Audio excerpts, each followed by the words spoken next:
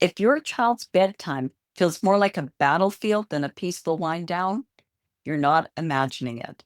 The reason might be that their brain's alarm system is running the show. In this video, I'll explain how this tiny part of the brain can hijack sleep and what you can do tonight to calm it down. Point 1. The amygdala equals the alarm system. This tiny piece of brain is called the amygdala. It's like a smoke detector. Its job is to keep the person safe by going off when there's smoke or the danger of smoke. Two things about this little darling of the brain that impact sleep. First, it doesn't know the difference between real threat like a fire and something that just feels threatening, like someone burning toast. Some examples that the amygdala might take as threatening are loud noises, a change in routine, and uncertainty about the next day. When it senses danger, it floods the body with stress signals, which includes the rise of cortisol, as was discussed in the previous video. This creates a reinforcing loop that there is danger. Once the body gets stuck in this alert loop, sleep can't even get started. And neurodivergent kids are more likely to stay stuck than neurotypical kids. Why? And this is the second reason why it can impact kids on the spectrum more. Because the amygdala actually strengthens the pathways it uses the most and trims away the ones that it doesn't. Briefly, I'm going to switch the analogy from the smoke detector to a forest full of trails. The more often you walk a trail, the clearer and wider it becomes. That's what happens when the amygdala keeps firing. The brain says, this must be important. And it builds stronger, faster danger pathways. At the same time, trails that don't get used, like the calming pathways, start to get overgrown and harder to follow. Over time, this makes the amygdala even better at spotting danger and worse at letting go and calming. That's why bedtime feels like a battle. The brain has been practicing danger, not calm. The hopeful part, just like trails, the brain can change. With repeated calming routines, the danger pathways get used less and start to fade, while the new calmer ones become easier to follow.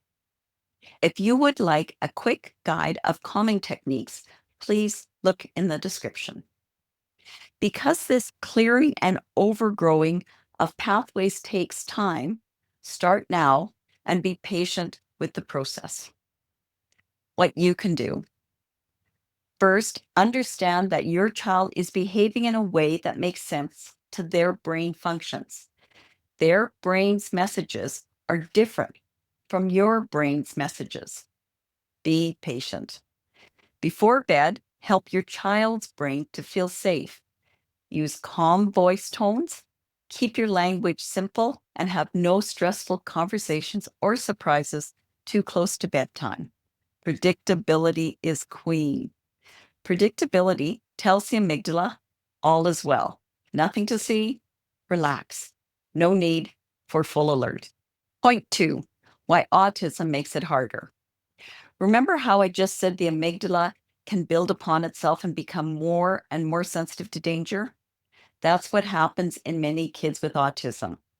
The amygdala reacts more frequently and intensely, which means small triggers can feel like big threats to them. Transitions like stopping play and moving to bedtime can sound the alarm. Transitions are moving into the unknown. Even tiny changes in routine may spark a danger response for these sensitive amygdalas. What you can do. Remember, amygdala-based behavior isn't defiance. It isn't resistance. It's survival. Survival on the subconscious level. When in this mode, the brain is choosing safety over sleep, which is a sensible thing to do when there's perceived danger. So focus on safety. Create gentler transitions into bedtime. Instead of a sudden time for bed, try step-down activities, dimming lights, lowering volume, quieter activities, or add slow, soft music prior to starting the bedtime routine. These cues help shift the amygdala from fight or flight into rest and recover. Help other exhausted moms by sharing something you do before your child's bedtime routine that helps to smooth the transition to a bedtime routine. Point 3, amygdala at night equals sleep blocker.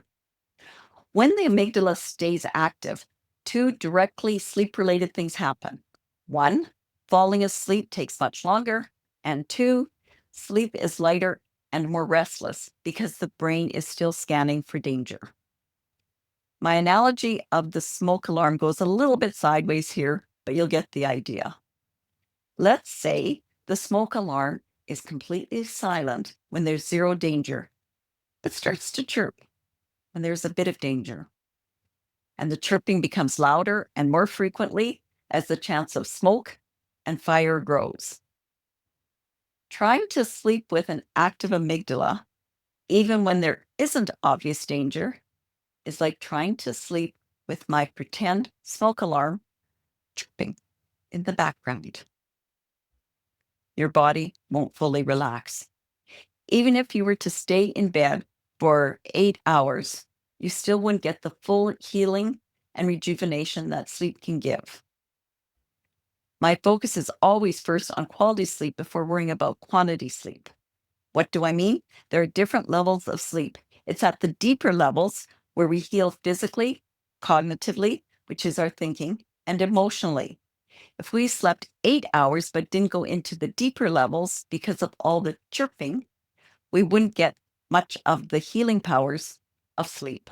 What you can do: give your child's amygdala proof of safety. Do the things that calm your child. That could be a weighted blanket, a constricted blanket, bedtime hugs, a calming story that they've heard before.